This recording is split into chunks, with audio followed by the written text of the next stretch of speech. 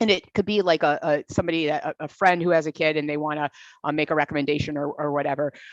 There's the HPV vaccine. And I know vaccines are like a topic right now, and it causes, like, some people are probably going to click off this podcast because I said the word vaccine. Here's just what I want people to understand. I don't have children, but I have scientists. And what I mean by that is the American Cancer Society's website, cancer.org, nothing goes on our website unless it has gone through rigorous scientific study. Nothing. That's why sometimes it's frustrating, because I'm a little bit of a go fast girl and it takes a little while to get things done.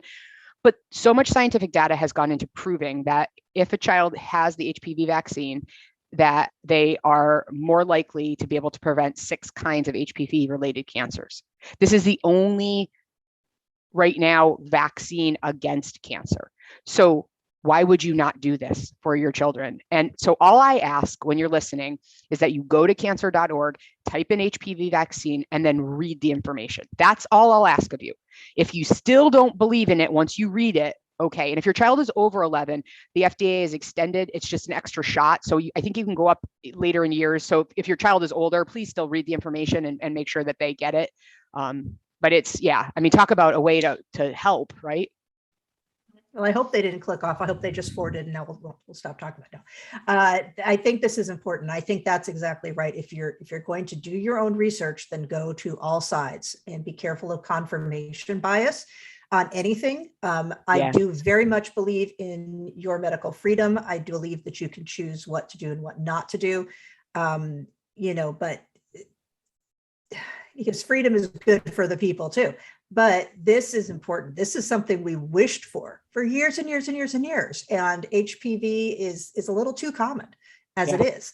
And I mean, I have HPV and I'm not like, I mean, it's HPV, it's like undiagnosed, like you don't have symptoms, you don't really know. So many people get it. If like, it's not, you're not giving your children permission to have sex. This isn't the birth control conversation. This is like at some point in their life, they're probably most likely going to engage in intercourse at some point. So protect them now. And my thing, when you talk about like getting all sides of the story, we're marketing girls, right?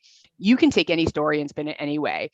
So that's why you have to be diligent, as especially I think as a parent, to make sure that you call out the science, the real facts, that you look at who those sources are.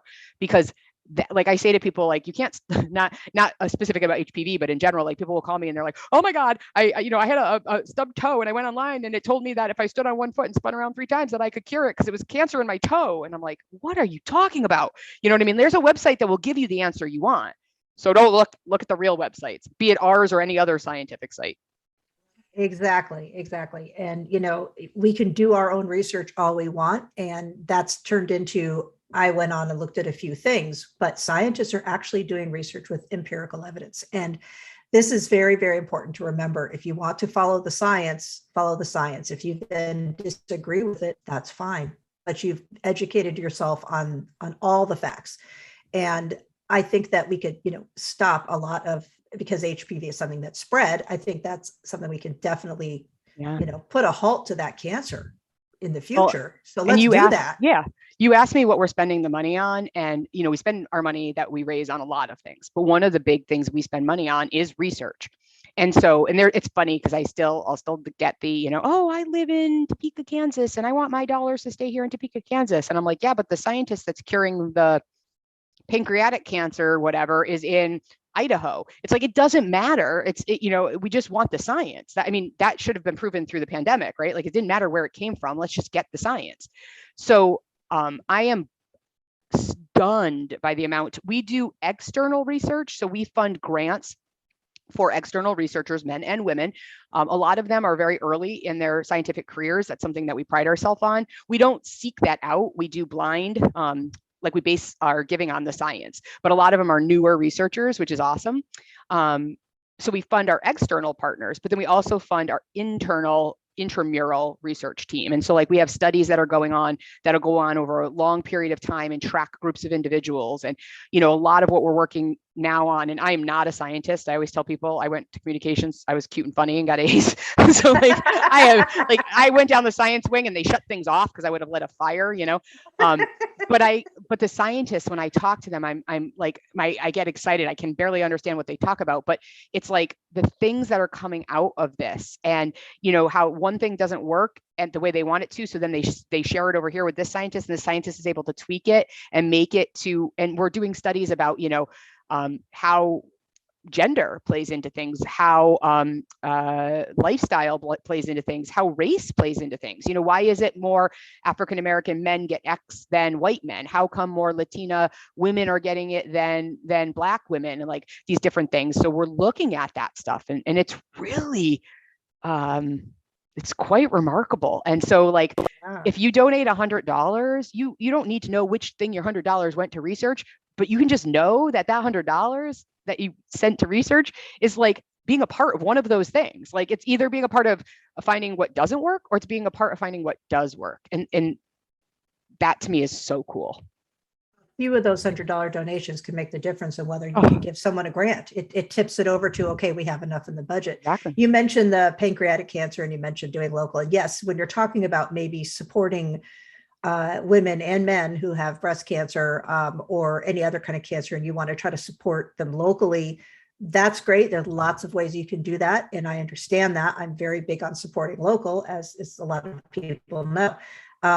But it made me think of my friend Laura, who fought pancreatic cancer valiantly, actually did well for a while, and then it came back.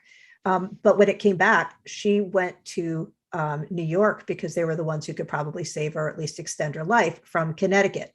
And that is the difference. It's, you know, that's where the work was being done. That's where they were able to do what she needed to do. And that's what's great about a national organization. Well, but let me tell you, work together. Yeah. Mm-hmm. But let me tell you how this is what's so awesome. How we actually, it was local. We helped your Connecticut friend locally because, right. Well, and I don't, in her case, we might not have, because she might not have known this was a resource, but somebody in Connecticut that does go to New York City for treatment, they can stay at our Hope Lodge in New York City. Or lots of people, I live in Springfield, so somebody from the other part of our state went out to Boston to stay at Boston Hope Lodge to get treatment there. That is something we provide. We have 4 pillars. We have our, we talked about research, which is our discovery pillar. We have development, which is raising the money to make it all happen. We have patient services, and that patient services pillar is exactly what you're talking about. It's getting that person to New York. And it's not just about paying for their place to stay. You're giving them a safe, clean environment. They get to bring somebody with them.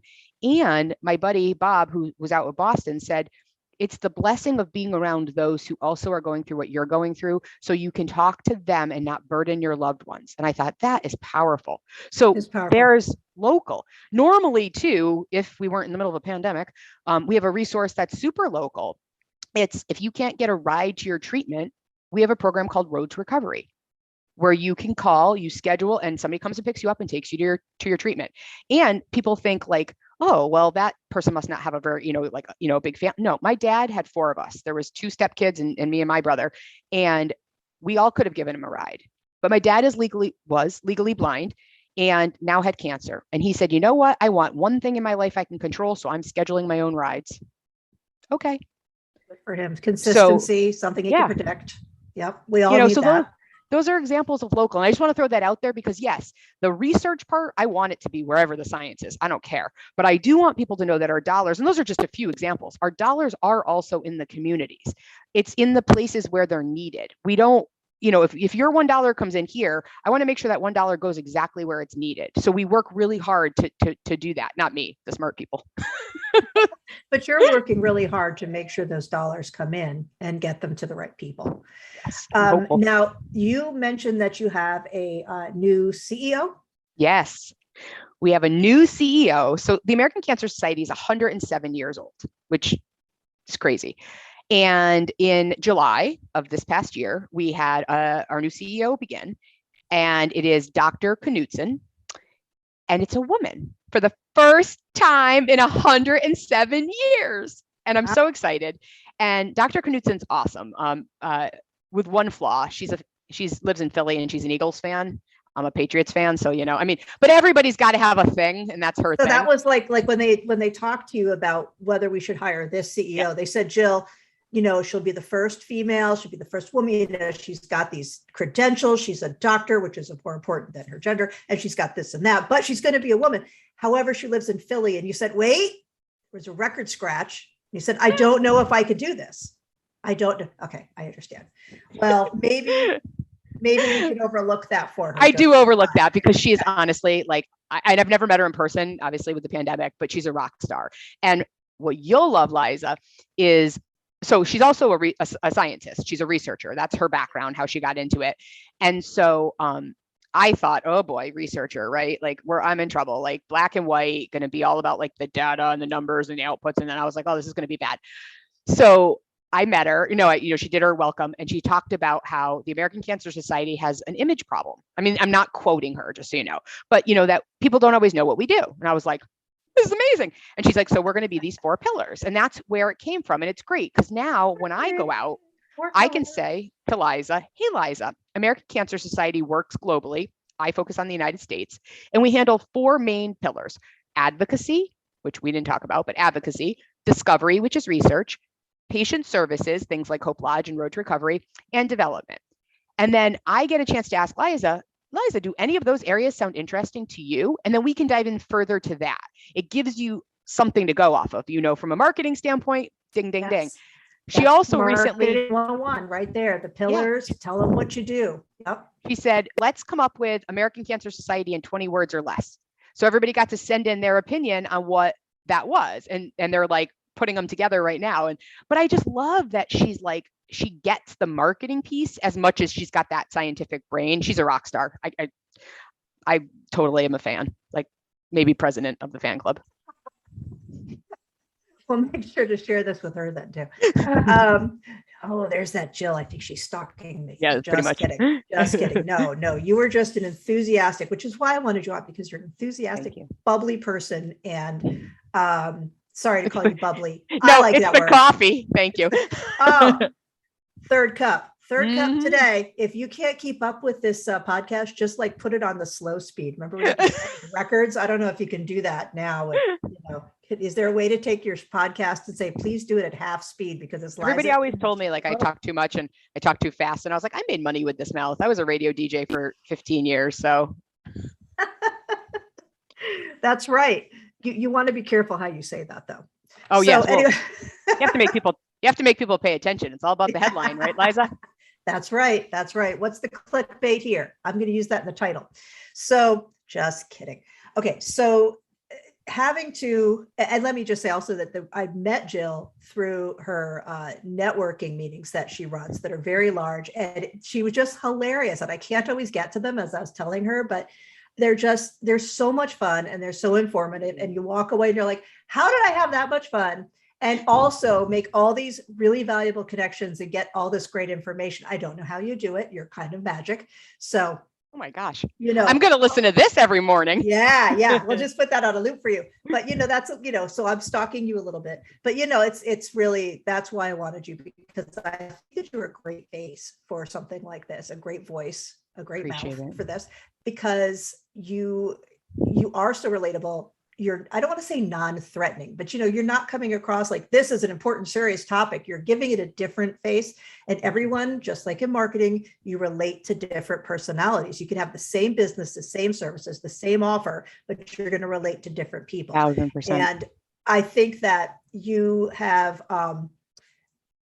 something that people can really connect with, because not only do you have the personal experience, but you have the passion, but you really get that people need more than just this is what you should donate money to. And I love that they're hearing this from you. Now tell me a little bit more about like what's next for the American Cancer Society. Are there going to be events? What's the fundraisers? How people can get involved? Yeah, absolutely. We're still doing events. Everything. We didn't like stop in the pandemic. We just pivoted, as our friend Ross and friends would say. Pivot. And I will be honest, I'm really proud of the American Cancer Society, because as I mentioned earlier, like we have to go slow sometimes in the scientific part, because that's the proper thing to do. So sometimes you get used to that pace. With the pandemic and all this, we're known for Relay for Life, which is our walks, 24-hour walks in some cases, outside, big groups of people, very, very large gatherings. And so like, what do you do? Well, we really did. We took things online, we did virtual, and then we also developed new categories for things. So a big part of what I specifically fundraise for, and like you said, I know, Liza, you have people who listen